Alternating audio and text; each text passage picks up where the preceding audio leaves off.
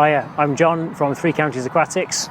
Today I'm going to be taking apart and cleaning an AquaMax Eco Classic 11,500.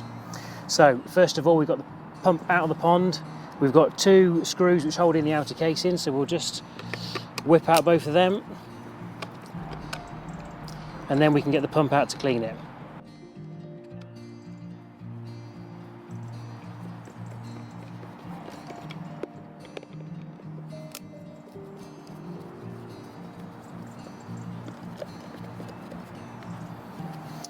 Once those 2 screws are released, there's then a catch on the front, and then be careful not to lose the screws when they come out, and then the outer case then can be set aside for giving a clean later. Okay, so now we've actually got to the pump itself. We've got 4 screws to undo the outer casing, and then we can get to the rotor and clean and check that and make sure everything's as we want it to be.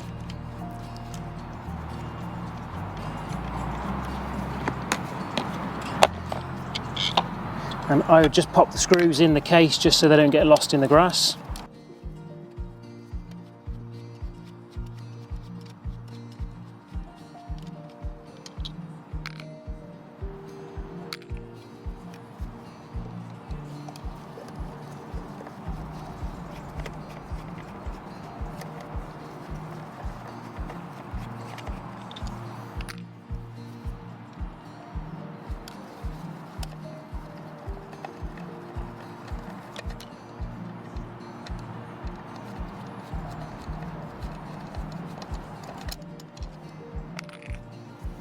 Okay, so now with those 4 screws removed, we can now just pop off the front case, and we've got a rubber seal which we want to set aside and replace when we're finished. I'm just going to take a toothbrush and clean the inside of this in some clean water.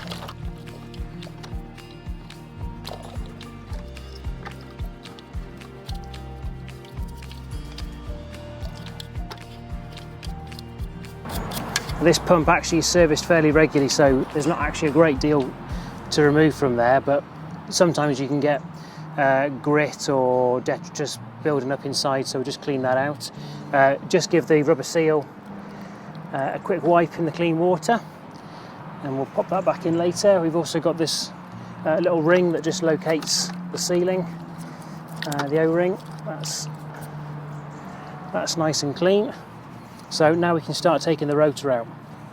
The rotor is magnetic, so it just requires a bit of a firm pull, and that will come through.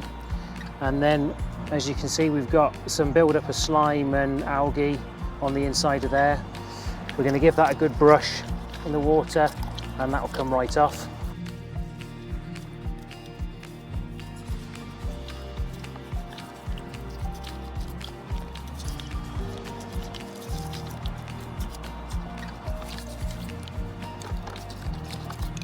And whenever you have an opportunity to take the pump apart and have a look at the rotor, you'd always be looking for any chips in the plastic, any sign of tapering or wearing on the magnetic shaft.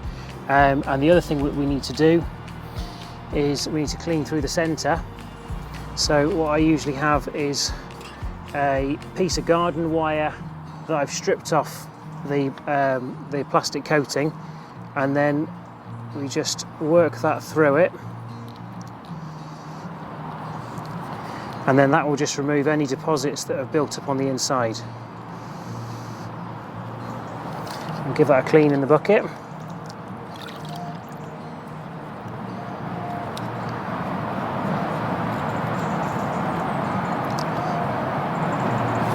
There we go, we've got the wire right through there now, and you can see how much has come through. So now that the centre is clean, I'm going to give that a dry, and now we can blow through it and make sure it's completely clear. This is really important to do because it allows cold water to come through from the outside to the rear of the pump and cool the rear bearing to stop everything from overheating. If that gets blocked, it can cause the pump to overheat and swell. So now we know that we can blow air through there, we're confident that's nice and clean. So then we'll move on to taking out the rear bearing. Rear bearing is situated right in the back of the pump. If we just take a flat bladed screwdriver and then just put a bit of pressure onto one side, and that will just pop out.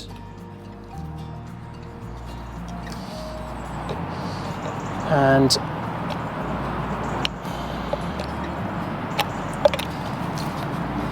there's the rubber. So we'll just give that a clean in the bucket of water.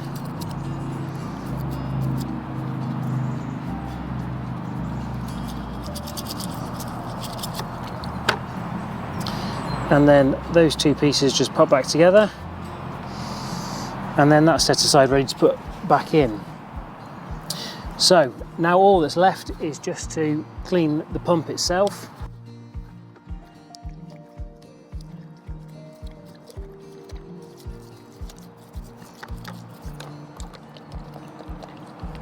It's really important that we get a toothbrush or some sort of bottle brush or pipe brush right inside to make sure that there's nothing which could wear the plastic. And we'll give the outside a clean as well. Okay, so now that is clean, I'll just give it a dry off. Again, while we've got this out of the water and disassembled, it's good to just have a feel inside and just check for any cracks, rough patches or swells. This actually feels completely fine, so we know that the pump is going to run perfectly. So now the pump's ready for reassembling. So we'll start with the rear bearing. Just drop that into the bottom and just again use the flat bladed screwdriver just to put a bit of pressure on the sides and get it to seat firmly and evenly in the bottom. Then we're going to drop our rotor in and just be careful of the magnetic pull because it can be a bit snappy. So we'll pop that in. We've then got our sealing ring, the holding plate, that all just pushes together, and then we can just fix the front mounting back on.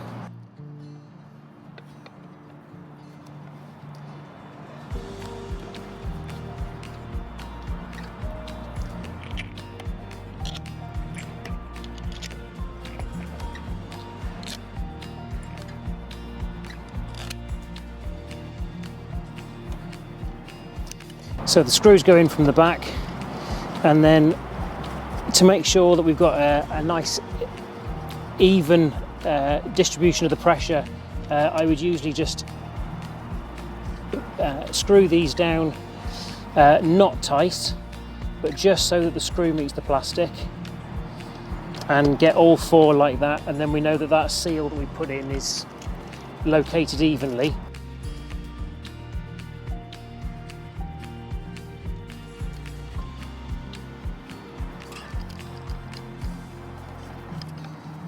Okay, and then just go around all of them once more with just a little turn just to snug them up.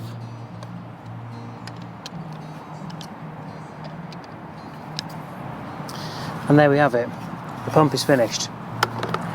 So now to finish off, we just want to get anything from the inside of there out, checking all the grills as well to make sure that nothing's blocking them up. You can get blanket weed and leaves clogging up the grills, so we'll just make sure that that's looking all clean.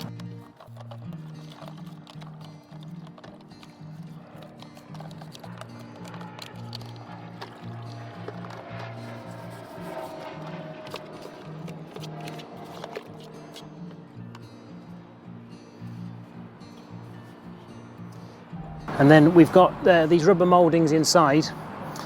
One side has a straight side, one side is curved, and that's to match the straight side and the curved side of the pump.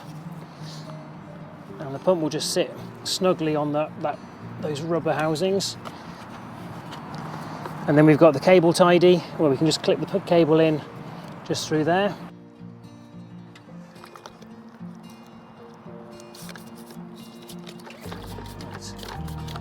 Okay, the outer case is nice and clean, so we'll just pop that into the hinge, click that down, And then the final stage is to just pop our 2 locking screws in.